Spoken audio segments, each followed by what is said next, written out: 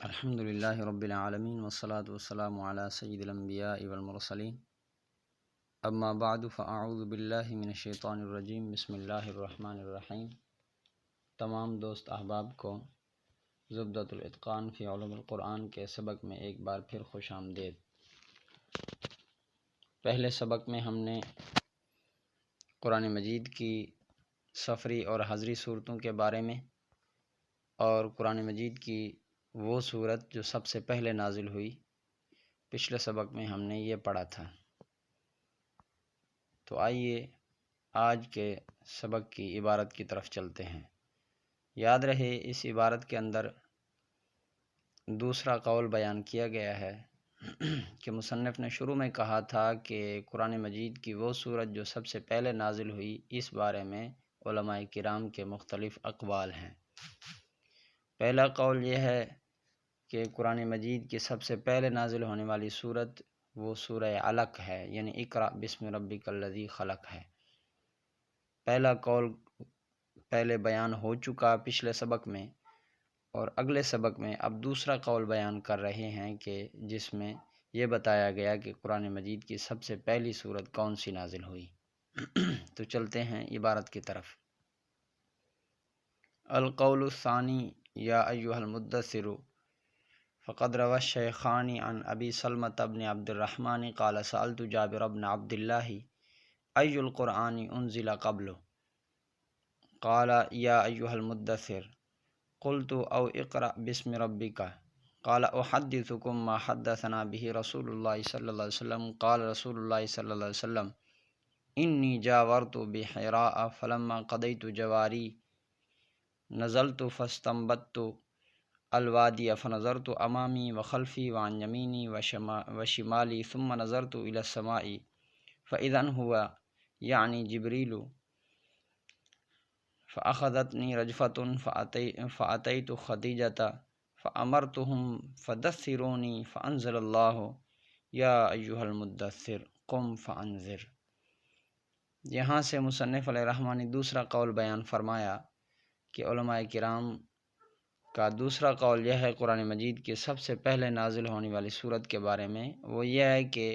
قرآن مجید کی جو سب سے پہلی صورت نازل ہوئی وہ سورہ مدثر ہے، یا ایھا المدثر۔ اور اس دوسرے قول کی دلیل یہ ہے کہ امام بخاری اور مسلم دونوں نے، شیخین نے حضرت ابو سلمہ بن عبد الرحمن سے روایت فرمایا کہ حضرت جابر بن عبداللہ رضی اللہ تعالیٰ عنہ سے حضرت ابو سلمہ نے سوال کیا کہ قرآن کا کون سا حصہ ہے جو سب سے پہلے نازل ہوا، یا ایھا المدثر ہے یا اقرأ بسم ربک ہے؟ تو حضرت جابر نے فرمایا میں تمہیں وہ حدیث سناتا ہوں جو ہمیں رسول اللہ صلی اللہ علیہ وسلم نے سنائی ہے۔ تو آپ نے فرمایا کہ رسول اللہ صلی اللہ علیہ وسلم نے فرمایا میں غار حرا کی طرف خلوت نشین ہوا، جب میں وہاں پہنچا تو میں نے اپنے معاملات جو میرے اوراد اور وظائف تھے وہ میں نے پورے کیے اور عبادت پوری کی، تو پھر میں وہاں سے اس غار حرا سے نیچے اترا اور وادی کے دامن میں گیا۔ پھر میں نے اپنے آگے بھی دیکھا، پیچھے بھی دیکھا، دائیں اور دوسری طرف بھی دیکھا، تو میں نے پھر آسمان کی طرف نظر اٹھائی تو مجھے جبریل امین نظر آئے۔ تو جیسے ہی جبریل امین مجھے آسمان سے آتے ہوئے نظر آئے تو مجھے کپ کی طاری ہوئی۔ میں گھبرا کر حضرت سیدہ خدیجہ کے پاس آیا اور میں نے ان کو حکم دیا کہ مجھے کچھ اڑاؤ۔ تو پھر انہوں نے مجھے، گھر والوں نے، اہل خانہ نے مجھے کوئی چادر اڑائی، اور اللہ تبارک و تعالی نے اس وقت یہ آیت نازل فرمائی یا ایھا المدثر قم فانذر۔ تو اس میں چونکہ حضرت جابر بن عبداللہ رضی اللہ تعالیٰ عنہ کے فرمان کے مطابق سب سے پہلے نازل ہونے والی صورت وہ یا ایھا المدثر ہے، تو دوسرے قول کے قائلین حضرات کی دلیل یہی روایت ہے۔ تو آئیے چلتے ہیں ترجمہ کی طرف۔ اور قول دوسرا یا ایھا المدثر ہے، بس تحقیق روایت فرمایا شیخین یعنی امام بخاری اور مسلم نے ابو سلمہ بن عبد الرحمن سے، وہ فرماتے ہیں کہ میں نے سوال کیا جابر بن عبداللہ رضی اللہ تعالیٰ عنہ سے کہ کون سا حصہ قرآن کا نازل کیا گیا سب سے پہلے؟ تو فرمایا یا ایھا المدثر یا اقرأ بسم ربک، یعنی ابو سلمہ نے کہا کہ یا ایھا المدثر یا اقرأ بسم ربک، تو جابر بن عبداللہ نے فرمایا کہ میں تمہیں حدیث بیان کرتا ہوں وہ جو ہمیں بیان کی رسول اللہ صلی اللہ علیہ وسلم نے۔ تو فرمایا رسول اللہ صلی اللہ علیہ وسلم نے کہ میں خلوت نشین ہوا غار حرا میں، یعنی غار حرا کی طرف آقا کریم علیہ الصلوۃ والتسلیم خلوت نشین ہو کر تشریف لے گئے۔ تو فلما جاورتو، جب میں فلما قضیت جواری، جب میں نے اپنی فلما قضیت میں نے پوری کی مدت اپنی، تو نزل تو پھر میں وہاں سے اترا اور میں دامن میں ہو گیا وادی کے۔ پھر میں نے دیکھا سامنے اپنے، پیچھے اپنے، دائیں اپنے اور دوسری طرف اپنے۔ یہاں میں شمال کا ترجمہ بائیں نہیں کر رہا، الٹی جانب ہوتا ہے اس کا معنی، لیکن رسول اللہ صلی اللہ علیہ وسلم کی ذات پاک کے لیے بائیں کا لفظ استعمال مناسب نہیں، بل معنی اس کا ہے بائیں یعنی الٹی جانب۔ ثم نظرت، پھر میں نے دیکھا آسمان کی طرف، تو بس اچانک وہ جبریل امین ہیں، بس مجھے طاری ہوئی، کپ کپی، بس میں آیا حضرت خدیجہ کے پاس، میں نے ان کو حکم دیا،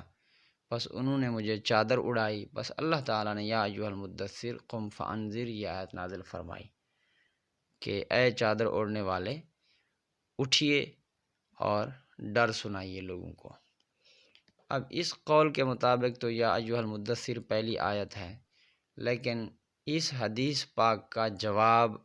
پہلے قول کے علماء نے دیا، جو کہتے ہیں نا کہ سورہ الگ پہلے نازل ہوئی اور اس کی آیت نازل ہوئی ہیں، تو وہ اس دوسرے قول کا اور دوسری دلیل کا جواب دیتے ہیں۔ وہ جواب یہ ہے کہ لَكِنَّ الْعُلَمَاءَ أَجَابُوا عَنْ هَذَا التَّعَارُضِ بِأَجْوِبَةٍ أَشْهَرُهَا أَنَّ الْمُرَادَ بِالْأَوَّلِيَّةِ فِي حديث جابر أولية مخصوصة وهي أولية الأمر بالإنذار، أي أول ما نزل للرسالة يا أيها المدثر، وأول ما نزل للنبوة اقرأ باسم ربك، وهذا جواب جيد سديد۔ کہ حضرت جابر رضی اللہ تعالیٰ عنہ کی حدیث پاک میں جو سورہ مدثر کو سب سے پہلی سورت کہا گیا، اس کا جواب یہ ہے کہ وہاں پر جو اولیت بیان کی گئی ہے، سب سے پہلے ہونا بیان کیا گیا ہے سورہ مدثر کا، وہ اس لحاظ سے ہے کہ جس صورت میں آقا کریم علیہ الصلوۃ والتسلیم کو اپنی قوم کو ڈرانے کا حکم دیا گیا، کئی صورتیں ہیں اس حوالے سے، تو ان تمام صورتوں میں جن میں حضور علیہ السلام کو اپنی قوم کو ڈر سنانے کا حکم فرمایا گیا، ان صورتوں میں سے پہلی صورت وہ سورہ مدثر ہے۔ یعنی یہاں اولیت مخصوص ہے، یہاں خاص اولیت مراد ہے۔ یہاں پہلا نمبر سورہ مدثر کا اس لحاظ سے بیان کیا گیا کہ جن صورتوں میں ڈر سنانے کا ذکر فرمایا گیا، ان صورتوں میں پہلی صورت سورہ مدثر ہے، نہ کہ ساری صورتوں میں سے پہلی صورت سورہ مدثر ہے۔ گویا کہ دوسرے لفظوں میں یوں کہہ دیں کہ جو احکام ہیں، جو احکام تشریعی ہیں، جو رسالت کے ساتھ متعلقہ احکام ہیں، وہ احکام جس صورت میں نازل ہوئے، ان صورتوں میں سے پہلی صورت یا ایھا المدثر ہے، اور نبوت کے متعلق جو احکام ہیں ان میں کی پہلی صورت سورہ علق ہے، اور یہ جواب بہترین اور درست جواب ہے۔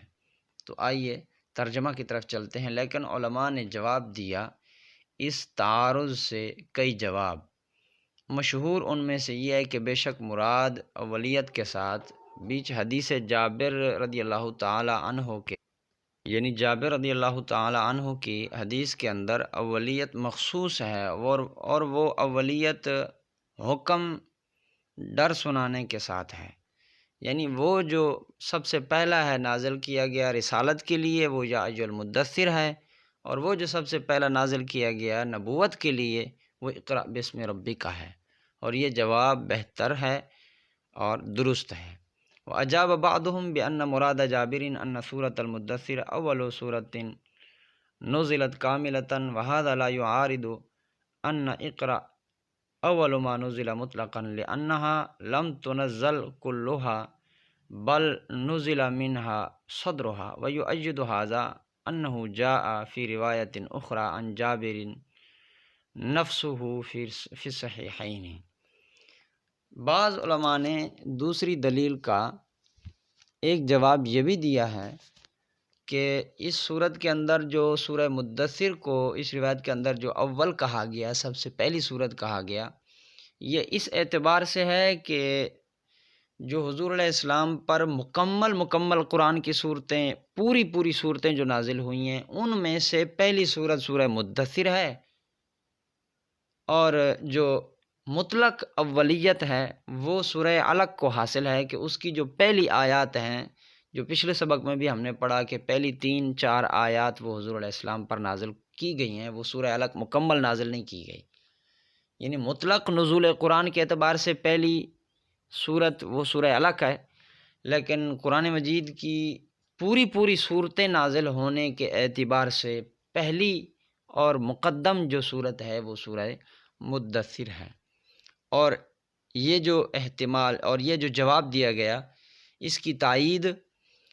ایک حدیث پاک سے بھی ہوتی ہے جو بخاری مسلم کی حدیث پاک متفق علیہ ہے۔ تو ترجمہ دیکھ لیں کہ جواب دیا بعض علماء نے کہ بے شک مراد حضرت جابر رضی اللہ تعالیٰ عنہ کی